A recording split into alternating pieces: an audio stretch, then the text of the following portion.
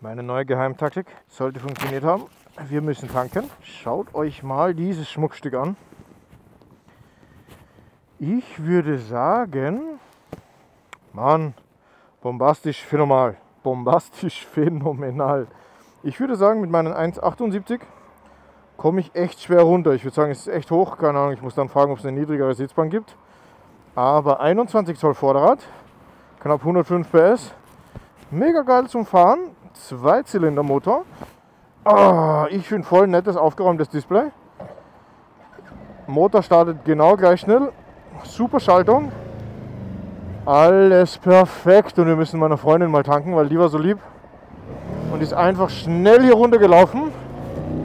Und hat mir noch einen Akku gebracht, weil ich hatte tatsächlich, wie ich am Aufbrechen war zur Probefahrt, ist bei uns gerade der Vermieter vorbeigekommen, spontan, und hat sich Malerarbeiten angeschaut. Yeah, auch wunderschön schmales Bike. Und dementsprechend war ich etwas in Eile.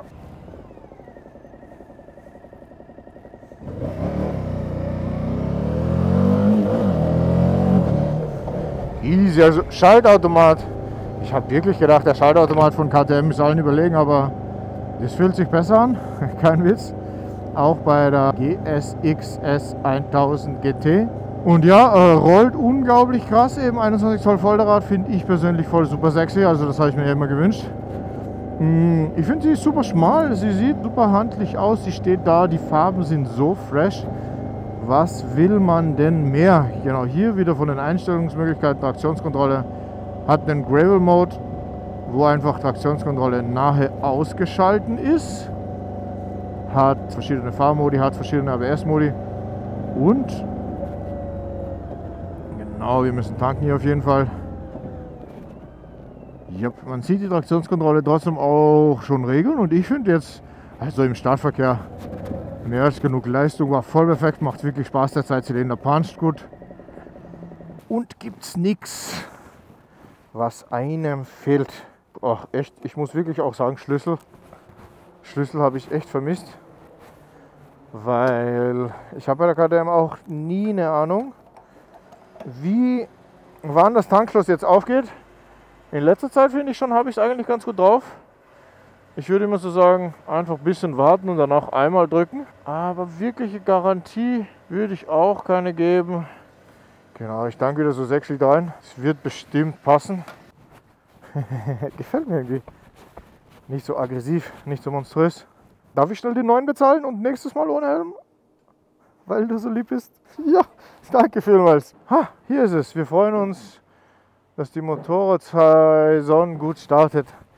Ja, ich kann es verstehen, aber ich sage immer, wenn du den Laden überfällst, nimmst du den Helm eh nicht ab. Geil. Mal anständig Sprit zum Verfeuern. Also ja, der Ton bei der GSX-R.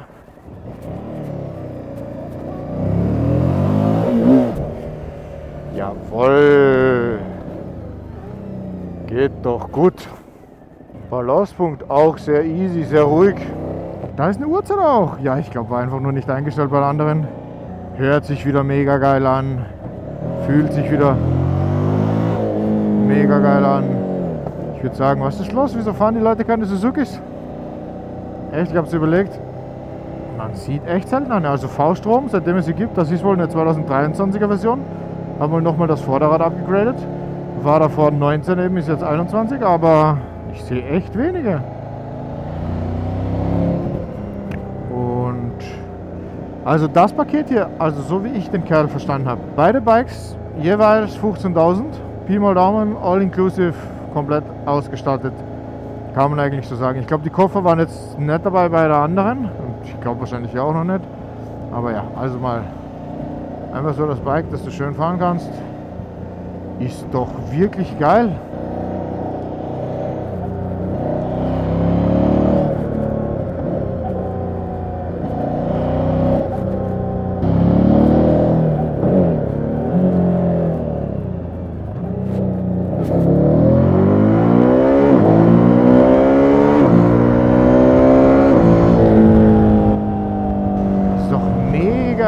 geil.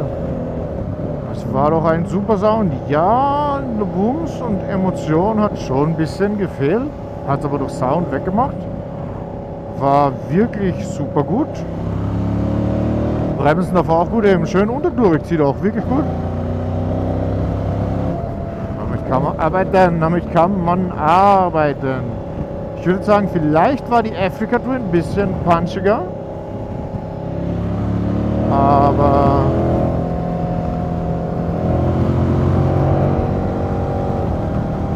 die zieht super gut und besonders der Schaltautomat dann unten raus. Also, ich meine damit, du ziehst am Schaltautomat, er switcht so schön in den nächsten Gang. Das ist einfach nicht mal einer Berührung gleich, sagen wir so. Auch runter ist er so sanft, der Schaltautomat. Jetzt habe ich mal ein bisschen mehr. Okay. Einmal drücken, verzögert kommt das Icon. Danach kann man Geschwindigkeit setzen.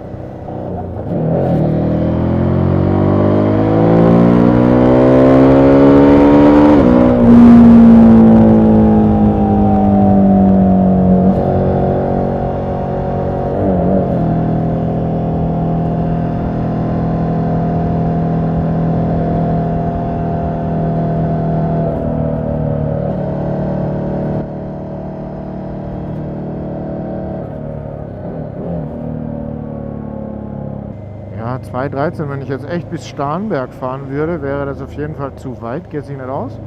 Also ich glaube fast, wir kommen nicht drum rum, dass wir einfach hier gemütlich zurückfahren. Und dann...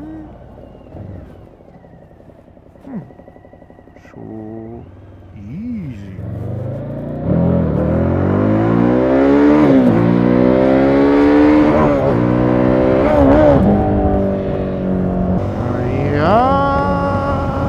Sagen wir so, ich finde es geil, das war super, hat mir gefallen, ist schnell, macht bestimmt die meisten Menschen da draußen glücklich, aber ich brauche ein bisschen brachialere Gewalt. Genau. Im Probefahrt der GSX-S 1000 GT habe ich schon auf jeden Fall für mich gesagt, quasi, das war mehr als ausreichend, das war perfekt, das war wirklich ein Wahnsinns-Bike. Schaut euch gerne das Video an hier. Genau, hier ist es ein bisschen zu sanft, also es ist wieder... Ja, so wie derselbe Grund, weshalb die Africa Twin leider auch ausgefallen ist damals. Aber der Motor bei der Africa Twin, würde ich wirklich sagen, hat mehr Charakter gehabt, war ein bisschen farbenfroher, wenn wir das so umschreiben wollen. Heißt einfach, irgendwo gab es einen Punch, es gab einfach Wumms. Also ich habe nur so vorgezogen und du hast dir gedacht, jawohl, genau das brauche ich, hast du dir gedacht. Ich habe gehört mal in so einer Doku in Feuerland, du kannst irgendwie Motorradreisen buchen. Und da haben sie nur solche, weil die einfach keinen Ärger machen und einfach zu reparieren sind. Aber ja, dass sie so hoch ist, macht mir ein bisschen Sorge. Wahrscheinlich, wenn sie zu schräg wird, kann ich sie nicht halten. Also schön aufpassen. Okay, Gebläse im Stand. Kennen wir von der Ducati. Seht ihr, habe ich schon vergessen. Die Ducati ist ja jedes Mal losgegangen.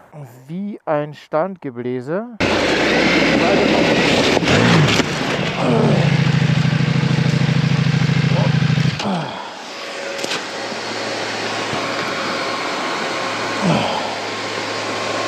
Und ich habe es echt schon vergessen. So verwöhnt ist mal. Genau, KTM hat es auch nicht. Ich mache gerade ein paar Videoaufnahmen, um für euch ein geiles Intro zu bekommen. Ich finde wirklich geil, auch einfach diese Farbe, so bei der Sitzbank und so. Das gibt es doch sonst nirgendwo. Das ist doch echt mega fresh. Also ja, gefällt mir echt richtig gut. Für mich nicht geeignet, das ist wirklich toll. Probefahrten muss man machen. Sonst weiß man es einfach nicht. Für mich zu wenig Leistung. Wirklich ein super scharfes Bike. Möchte man nichts anderes, sage ich nur. Genau, aber schaut euch dieses Bike an. Ich meine, einfach so eine frische Farbe, so eine gemütliche Optik. Trotzdem eben schmal und kompakt obenrum. Trotzdem werden wir sie zurückgeben. Ich will mehr Leute damit fahren sehen. Sehr schönes Modell. Sehr gut im Handling, sehr gut in der Gasannahme. Sehr angenehm. Und schaut euch das an, wie schnell die startet. Also startet wirklich auch schneller als eine KTM. Und ja, damit würde ich echt eigentlich sogar gerne nach Bosnien fahren. Aber ja, ich würde lieber die kleinere nehmen. Ja, ich freue mich auf die Desert X. Genau, falls ihr das Review von der Desert X sehen wollt, fahre ich auch noch Probe. Ich gönne mir die alle diesmal.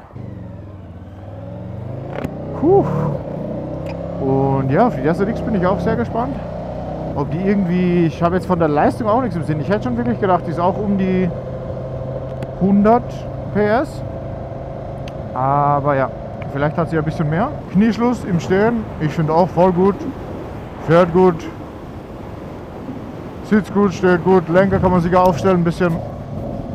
Und Windschild, ja, voll ausreichend. Also wirklich hier hat man bei dem Motorrad auf jeden Fall mehr Wind bei den Armen als bei dieser GSX-S 1000 GT. Windschutz so in der Mitte beim Kopf ist natürlich hier besser. Aber ja, das ist alles. Das ist alles. Ich würde sagen, hier nicht so wichtig. Hier passt wirklich einfach alles sehr, sehr gut. Das ist eine Notbremse. Haut richtig.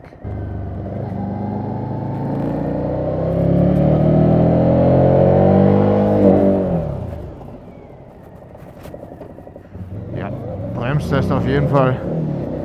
Das geht schon. Sie war, das ist ganz lustig, ich finde, sie war nicht so ruhig wie die, Junge, das ist ein Name, der macht mich schon ein bisschen fertig, wie die ein GSX S 1000 GT. Genau, also die ist ein bisschen unruhiger gewesen, aber auch alles im Rahmen von komplett stabil. Also man sollte sich keine Sorgen machen. Hat eine Freude gemacht. Ich bin so froh. Ich wollte die wirklich auch schon vor dem Kauf ich glaube, ich wollte sie schon beim Kauf der Multistrada-Probe fahren. Dann beim Kauf der KTM wollte ich sie eigentlich nochmal Probe fahren. Es hat sich irgendwie nicht ergeben. Und ich glaube, vor allem hat es sich nicht ergeben, weil ich mir schon gedacht habe, wenn die Africa Twin leider ein bisschen zu wenig Leistung für mich hat, hat die halt auch zu wenig Leistung. Aber die hat mir einfach so gut gefallen. Also man muss sich ja einfach draufsetzen. Wenn diese 100 PS für einen zum Touren und zum Cruisen reichen, dann ist das vielleicht das Bike für euch. Ist echt ein Wahnsinns-Komplettpaket. Alles drin, einfach was man braucht. Genau, Windschild habe ich schon zumindest gefragt. Das hier ist so eine idiotische Kreuzung hier mit Rechtsregel. Weil alle anderen bist du noch auf der Vorrangstraße, aber hier plötzlich nicht mehr. Davor auch haben sie extra die Rechtsregel umgestellt. Wahrscheinlich damit Leute mit Leute langsamer fahren. Davon ist auch der einzige 20er in München, den ich kenne. Aber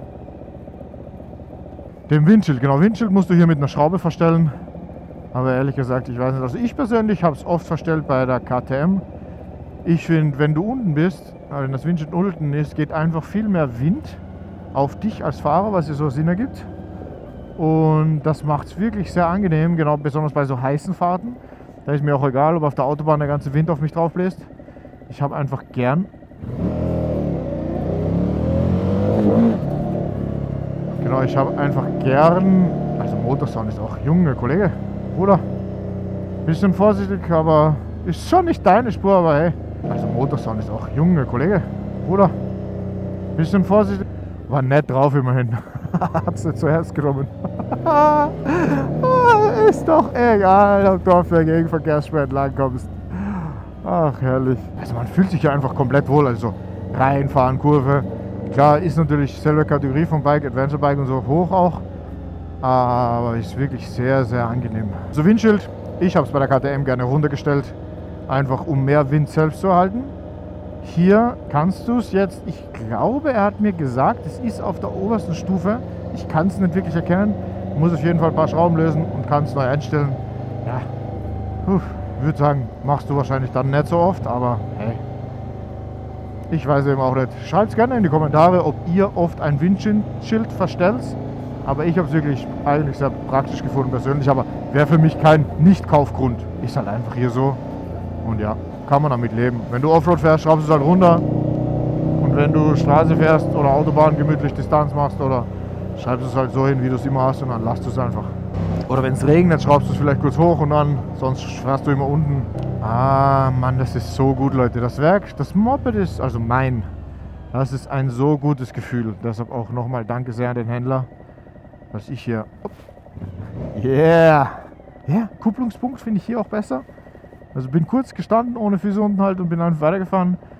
Bike ist in der perfekten Balance geblieben. Und ich finde hier, also im Verhältnis zur GSX-R jetzt, Hier ist für mich das Schalten noch intuitiver, aber ich komme ja von Zweizylinder, also das ist auch Zweizylinder. Hier ist die Gasannahme auf jeden Fall sanfter und gemütlicher, um jetzt Suzuki mit Suzuki zu vergleichen. Und ja, ich mag schon auch sehr Punch unten raus. Da hat der andere Motor, der ein Vierzylinder ist, eher weniger gehabt und war halt einfach linearer, ein schön schnurrendes Kätzchen. Ich versuche mich immer zu bedanken, wenn ich mich irgendwo reindränge. Falls man vielleicht doch jemanden hat, der sich ein bisschen ärgert, freut er sich vielleicht. Aber man weiß ja nicht. Manche Leute regen sich vielleicht auch noch extra auf, weil sie sich denken, jetzt, was ist das für eine Geste? Arschloch drängt sich rein und dann... Aber ja, also ich muss wirklich sagen, wenn man jetzt vergleicht Quickshifter, dann war für mich Ducati war das schlechteste. Dann kommt KTM, echt Hardcore. Und dann kommen Suzukis. Suzukis ist wohl das neue Glück.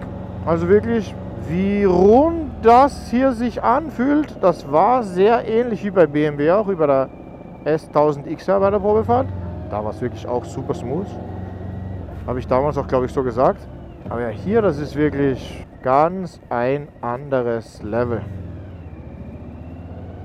Als ich es auch gewohnt bin. Deutlich besser. Und dass der Leerlauf einfach sofort reingeht immer, ist eine ganz andere Thematik. Das ist einfach pure Luxus, weil das brauchst du halt 1 Million Mal pro Tour. Und das ist echt super angenehm. Wow, ich sehe gerade, die Sitzbank ist auch extrem breit. Also hinten sitzt du eigentlich echt auf dem Sofa. Also da ist mein ganzer Hintern drauf. Und genau vorne sitzt du schön ins Bike integriert. Also ja, fühlt sich auch perfekt an. Ich würde auch sagen, diese Sitzbank fühlt sich für mich geiler an als die von der GSX S1000 GT. Schön langsam klappt es mit dem Namen. Das war früher mal mein Weg zur Arbeit mit der S1000R. Ihr könnt euch vorstellen, ich habe mich ein bisschen immer gefreut, hier kurz auf die Autobahn aufzufahren. Das war ein ziemlich gutes Gefühl jeden Morgen.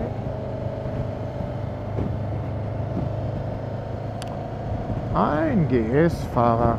Ja, und sehr laufruhig auch. Also, das finde ich wirklich spannend. Also hier schläft mir auch wieder die rechte Hand ein bisschen ein und ich spüre auch ein paar Vibrationen am Lenker. Bei meiner KTM schläft mir eigentlich immer, schlafen mir immer beide Hände ein, aber primär auch die rechte. Wahrscheinlich wirklich auch wegen den Vibrationen. Und hier eben ein bisschen auch die rechte. Also man spürt so ein bisschen Vibrationen. Aber genau, echt spannend, dass bei der GSX S1000 GT gar nichts zu spüren war. Okay, ich bin zufrieden, wenn ich den Leerlauf nicht das erste Mal reingekriegt habe. Wenn ich den Leerlauf nicht beim ersten Mal reingekriegt habe, hat mich das gerade sehr beruhigt. Aber ja, die GSX S1000 GT war, was Leerlauf angeht, echt nächstes Level.